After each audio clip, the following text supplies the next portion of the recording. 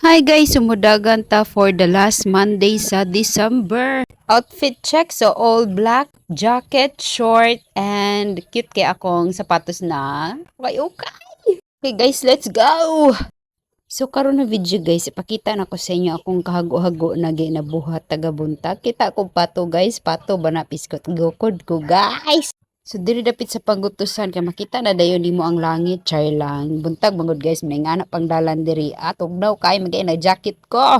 So kanina part is 1 kilometer na siya guys, akong ginakat-kat. Then 2 kilometer bayot kapag kay ko dira yot.